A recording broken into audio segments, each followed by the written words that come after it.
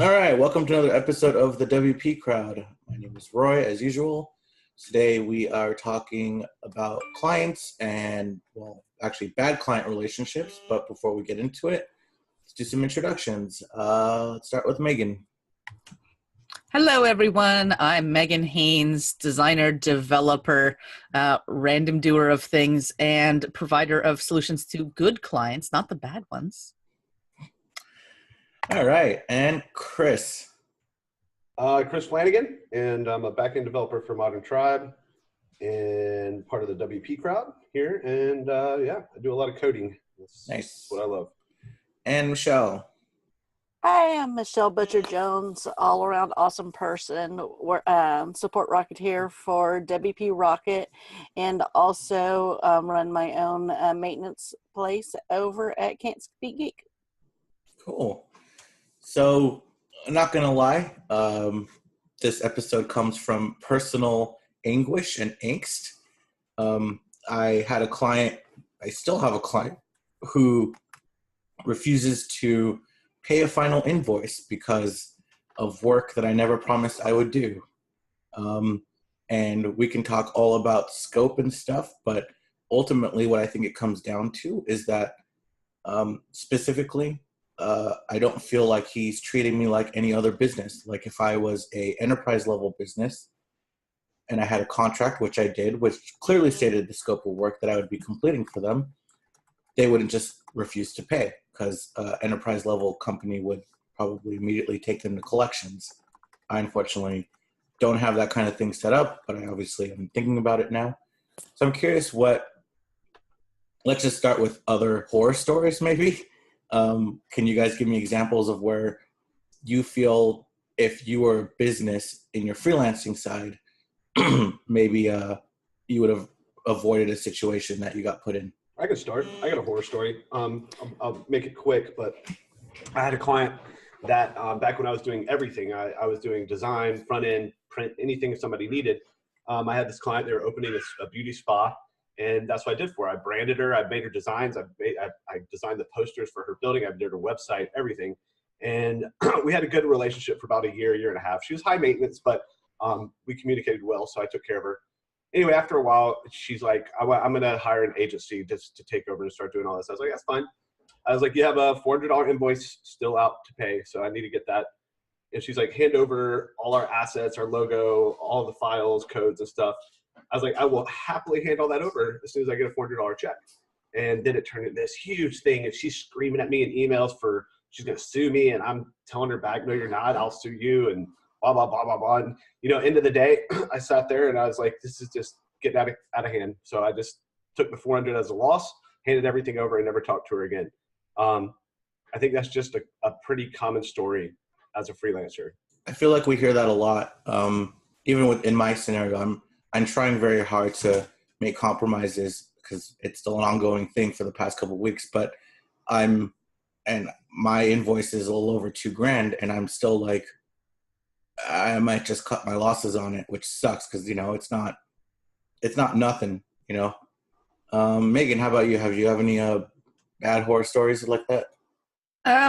I do. I usually have consumed enough libations to deal with those and not, have them dredge up in my past.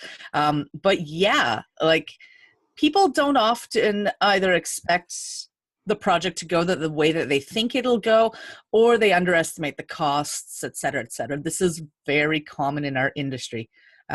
That's generally why, we get burned enough, and then that's why our contracts get stronger.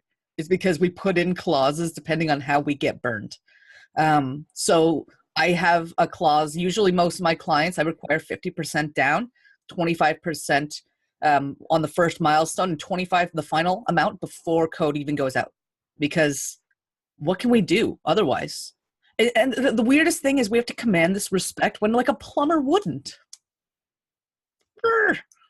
Yeah, I think that's the most annoying part of the whole thing is I compare myself I compare the situation I'm in or other people get into and say, look, if you were Modern Tribe or some bigger agency even, and I'm sure Modern Tribe and all the agencies also get burned from time to time, but if I was a bigger agency, even if I had a contract in place, because in this case, you know, I had everything was in place. They gave me the scope of work. I said, okay, I'm going to put that into my proposal. We're going to sign off on it. Everything should have been, you know, to paper, but they're still like, no, we're not going to pay you till this happens. And I'm like, would you have done that to a larger company if this was the scenario? Like, they're working with other companies to make their product thing. Would they do that? Would they go burn that other company? I don't think so, because that other company is a lot bigger. They have legal. Both sides have a legal team. Both sides have departments for handling this stuff. As a freelancer, you don't really have that. You want to hear something scary? I've been freelancing for almost 15 years, and I've never once signed a contract with a client. I've been burned twice, but never once have I signed one. Because, I mean, honestly, what's the difference in hiring the kid next door to mow your lawn and hiring this guy to do a $500 website? I don't really want to go through the process of contracts and all that stuff. Fortunately, I'm not freelancing anymore, and it was a dangerous way to do it. But I don't know. I don't know what the best path is. If you're doing freelance full time, then paying attention to contracts and legal and how to handle these situations is going to be far more important than for people like you and me who have full-time jobs and freelance occasionally on the side, you know? That's just it. If you are going to freelance, you need to treat yourself like you are an agency. You need to command the respect. And it's tough at times when you try everything. Like, I've had contracts, I send them out, clients still don't read them. They don't read the dates. They don't read anything in it. So, but they sign them. Well, it's because I don't start the work until they do. But because even I with stand down. going on what you're saying, Megan, even if we are just a company of one, we are still a company, even just freelancing. And for that, even when I have worked for an agency, it is okay to fire a customer. We had a woman who at an agency I used to work for, she was just horrible. And finally, we said, okay, it's time to cut strings. And we actually introduced her to a different agency. And from what I hear now, things work well for them. And now everyone's happy. So you can even turn those bad experiences into a positive one, even if you are firing the client. Yeah, but like when you're an agency, you also, if you're an actual agency, right? Like 10 Up, Modern Tribe, things like that, you could probably afford to burn losing a client every once in a while. You know, again, Chris and I have full-time jobs, so it's not really that important, hopefully. But someone like Megan or someone else who's doing full-time consulting, you can't afford to burn a client. Like if there's $2,000 sitting on the table that basically you've done 100% of the work for, it's not fair to be like, well, that's, that pays my rent for a month or whatever. Like Yes, just to leave that on the But table. even with that, if you go into legal fees and try to pursue to get your money, you could be out $13,000 on that $2,000 check as well. I know, and that's the most frustrating part, because I feel like these clients that put us in these situations know that, and they're like, well, it's $2,000. They're not going to come after me after $2,000 because it's not worth it. Even in the U.S., small claims court, if I want to take them to small claims court, it costs me a couple $100 just in fees, just to take them to a small claims court. And then we're going to settle for half the amount of the invoice? Like, that's not worth it. My time isn't worth it. So, you got to, unfortunately, in certain situations, you got to leave it out there. But, when work is, it's just the way they treat people. Yeah. And that's why you do the steps, like how Megan was saying, of the 50% up front, 25% at 50%, and then another 25. So if you're doing a, say, $4,000 site, by the time you get done, if they're not wanting to pay that last bit, you're actually only out the 1,000, not the whole 4,000. No, that I totally agree with. Like, no one should be doing work post payment. Like, get paid for your work, at least part of it up front. Unless you're working, there's certain scenarios where I'll agree to not do that. Like when I am working for a bigger company, right? Like I know they're going to pay me, so I'm going to say, or I'll do 2 weeks worth of work, then you can pay me for my hours, because that's how it works a lot of times. But when you're talking about a project like a website build, yeah, totally always take a deposit, set up your milestone payments, and again, from my personal experience for this one exact client, they paid every single invoice on time, like within a day of my invoice going out. It's just this last invoice they refused to pay. Oh, they That's all such a rare pay them all. situation. They all pay them all until the last one. And never give anything out until you have the final payment. And if they want to say, make sure have everything. I love you, Chris, but make sure you have everything in writing. I know. Say, I'm too lazy. Well, from what I hear, if you want to, I've been down this road a couple times. From what I've researched, at least in the past, I'm pretty sure should have Chris or anyone wants to take, and I'm not 100% sure on this, but if you want to take legal action, I'm pretty sure emails could be brought up as there is a I forget what the clause is, at least in America, that written word back and forth agreements can be held up in court. But again, it's the end of the day. Even if you do have a contract, are you gonna take them to court? Probably not. I mean, if I'm getting hired for a $10,000-$15,000 project freelance, then you better believe I'm gonna get a contract written. But I've never done one that big. At least not. I have, but it's in phases. Sorry, my son's yelling. But it's in phases. I don't know. It's like if they're gonna pay me the 50% down that I require, then that's good enough for me. Typically. And if they don't pay that last one, well, I wouldn't sue them even if we had a contract. So I don't know. Yeah, that's what I'm getting at. Is like, even if you have a contract, and I had a piece of paper. I wrote down exactly what we're going to accomplish, what we're going to finish. And before I even wrote that out, they sent me what they want me to do. And I'm like, I agree to this. I agree to your terms, basically. and as long as you have the paperwork saying, we agreed on these milestones. And then, like, for your point, Roy, if they're like, well, okay, we're going to sue you since you're not giving over their products nor doing anything, fine, go ahead. It'll be their dime suing you, but you have the paperwork to prove, because really it's not what you know, it's what you can prove. Yeah, and again, I'm not in that situation either. They're not coming after me, but they want me to continue doing work that I never agreed to do in the first place, in order, basically holding the last payment hostage. And it's just, is there an accounting thing that would be useful out of a contract? Like, would you be able to put down as a loss for your income if you had a contract in place and they didn't pay it? Mm-hmm. So I guess there might be a tax advantage there to having a written contract. There's a certain amount of debt that you just claim as bad debt, and you can either take that, sell it off to something, or just claim it as a loss, depending on where you are. I guess, like, if I wanted to say, hey, I paid myself, right? Like, me as Roy, as the developer on the project, got paid for the time, but the company itself wasn't paid for the time. The company took a loss on that time, so it would technically be a negative debt of that time. Megan, you brought up earlier, like, you have to demand that respect. So I'm curious, what are things that you do to demand the respect? Like, how do you, like, I remember back when I first started freelancing, I would do things like, okay, let's not use my real name. Let's use, I still have it every now and then, but I use GuavaWorks, right? And I was like, that's going to be my company name. And I'm going to pretend I'm this huge agency, even though it's really just me. And that idea flew out the window because that's just dumb. But how do you demand respect when you are just one person? So it's not actually that dumb of an idea. I have in the past, and often will at times, send emails with a different pen name for the company.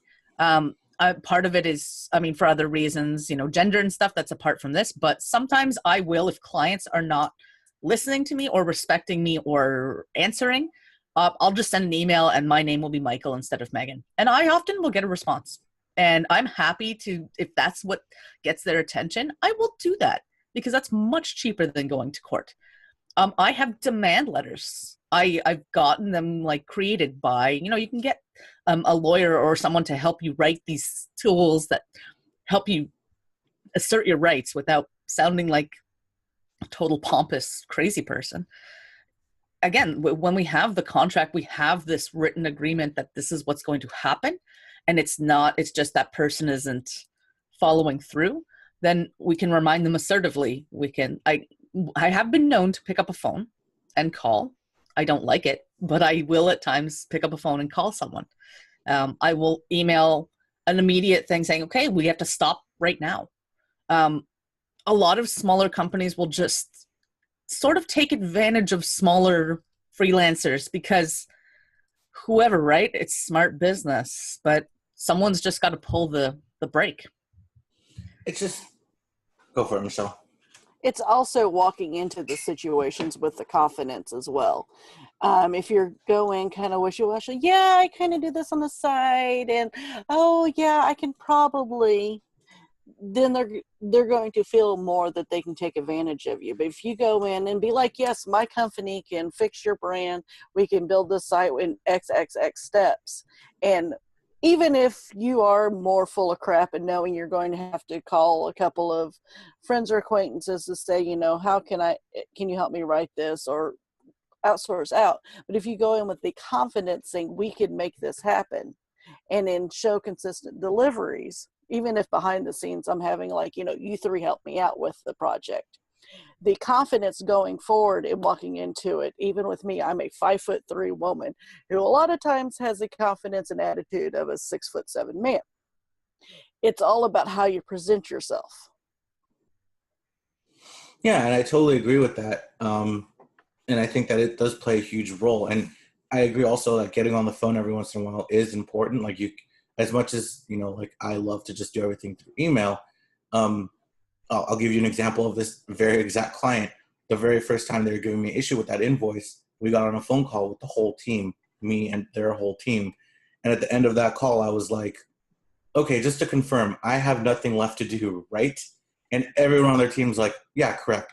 You're waiting on us. And I was like, cool. I thought that was an understanding enough that said, okay, pay my invoice now.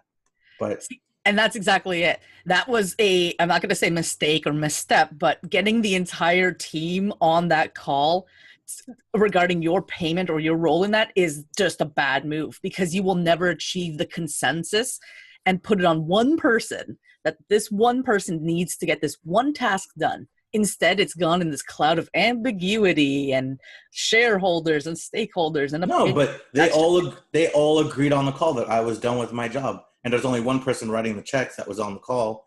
He agreed that he was part of the agreement. Hey, Roy's done with his work. And then it was like after the call, then an email went out saying, hey, we should really do this. Roy can help. Can Roy help us with this? And I said, maybe my mistake was saying, sure, I can help you, but pay my invoice. So now they've attached all this other stuff to the invoice. And I'm just like, no, this isn't in the original scope of work that we agreed to. Learning when to put your foot down and say no and stop, and we're not working until you finish paying what you're owed in a nice way it's tough. It's tough. I'm not saying it's easy. I'm not saying it should have been done, but it's the skill that we as freelancers need to sadly develop. So I have another question for you guys, and I'm only basing on this one client, but there's the low-hanging fruit, right? It's like, hey, we have your final invoice, but can you just do this one more thing for us, right? And it's going to take you 5 minutes. So you're like, you know what? I'm just going to do it. I'll do the 5 minutes worth of work. I'll install that plugin, whatever. How do you stop that? Because, as soon as you do that first one, it's like a downhill spiral. Not all the time. You still charge them for an hour. But if they're saying, hey, we have your final invoice ready to go. We have your final payment. All we need you to do is this. Man. Go ahead and send it to me, and I'll only charge you an hour for that other extra. You never let them think you're doing something for free. If you're planning on ending this relationship, which you should be after this, then it's going to take you 5 minutes to satisfy them to send you payment. Then I would just do it. I'd just be like, okay, I mean, it's $2,000. Otherwise, it's going to be a long, stretched out battle. But I mean, unless you're planning on having a continuing relationship with them, I don't see why you wouldn't just knock it out real fast and get the money. That's what I'm saying. A good reason why. A good reason why you would not want to is that you will feel bad in bed going, oh, why did I give that client an extra 5 minutes of my time? Not as bad as if you don't have rent. No. I'm saying you give them the 5 minutes, right? Yeah. But as soon as you give them the 5 minutes, they want another 5 minutes. Yeah, if you give a mouse a cookie, he's going to want milk. That's a child's story, and it's absolutely viable in business. I'd probably do the 5 minutes, and then if they want another, I'd do another. And once it got to like 20 minutes, what are y'all doing? Look, there's 4 email chains here. You said you're going to pay me. Tell me what to do to get this payment right now. you know? Yeah, but they'll just keep grabbing it more as long as you keep giving. Well, you got to stop at a point, you know, if it starts snowballing. The point for starts $2,000, at point zero, man. Yeah, but Not that for was the me. original. The snowball started at the first 5 minutes, which, you know, again, if they're holding that 5 minutes hostage, your invoice hostage for that 5 minutes, you're very tempted to just be like, okay, fine, no problem. It's 5 And you minutes must worth say of no. work. You must say no during that temptation. I would give 20 or 30 minutes personally to see if they would send a payment. If they don't after that, then I'd be like, look, it's done. I'd count my losses. I've lost 5 years to 20 and 30 minutes. Fair enough. My mom, I remember a bumper sticker from when I was younger. It was kind of an 80s thing that I saw in a few cars. And it kind of holds true to business, even though it does have kind of some bad wording in it. Ass, gas, or grass. Nobody rides for free. Yeah. Exactly. I mean, it's still hard. I mean, as a freelancer, as a sole owner of your little agency, it's hard to get the respect of a larger agency. Forget the legal team. It's hard to always get the same respect they're going to give a larger business, period. Yeah, I totally agree that there's ways to shore up that. Like, I think we've talked in the past about scope. Scope is a huge thing, right? And I've learned my lesson with scope. I'm like, here's my scope, here's the proposal, here's word for word what I'm going to get done. I don't have any scope creep issues anymore. Well, I guess it could be considered scope creep, but it's really not. So yeah, I mean, it's about shoring up every aspect of your business, but in the end of the day, it's a David and Goliath kind of thing, right? And they might not even be that big of a business. They're just a bigger business because they have 5 people and a budget and like a funding, but they're going to treat you like a minuscule little thing. And it's just the hardest part of the whole process. What's your next step? What are you going to do? I think my next step is nothing. I think I'm at a point where I'm willing to just let it go. I just got an email saying that one of the plugins doesn't want to update. I'm not sure I want to spend the time to figure out what's wrong with it. Not your problem if they haven't paid you that final invoice. So my next step is to tell them to pay my final invoice, and maybe, I do like warranty my code for a little bit, but that doesn't apply if you haven't paid, right? Because I'm not done yet. Warranty period hasn't started. So I'm probably going to start taking their code hostage at this point. I have a really, really good working relationship with my contact at that company. She's been on my side this whole time. She's been in the meetings. She's the one that's like, look, Roy finished his work, pay him. Found out that she's not getting paid either. And she works for them. So she basically let me know that I should take their site down if she doesn't get paid either. So it sounds kind of like they just have an overall money thing. They don't, though. I know for a fact the guy that is like the owner, he's been I don't know what he does, but he has a shit ton of money. I'm guessing he just burns a whole bunch of bridges to get it and screws a whole bunch of people over on the way. And another thing that you can do when you are owed money, you can turn it over to a collections agency. And for that, the only way they get paid is if you get paid. So yeah, they might take 10% off the top, but that's still $1,800 more in your pocket than what it could have been. And you don't have, once you hand it over to the collections agency, you no longer have to deal with contacting them. And if it goes for so long, it can go on personal and business credit, depending on how they have their company set up. If you really want to be nice, you can give them one last mention that you are about to do this as sort of this is the end. Because after 30 days, you have without any notification from them, you have a right to do it. Yeah, I think that's probably my next step. Probably going to be getting them to pay the invoice and then using their problem hostage, saying I will warranty the issue. based on you paying the final invoice. But other than that, I'm not touching that site anymore unless I take it down. I think that's wise. All right, cool. Awesome chat, you guys. For those who are watching, please subscribe to us on iTunes, on YouTube, everywhere. Make sure to hit the like button below somewhere. And stay tuned for our next episode. Thank you guys for being part of our recording today.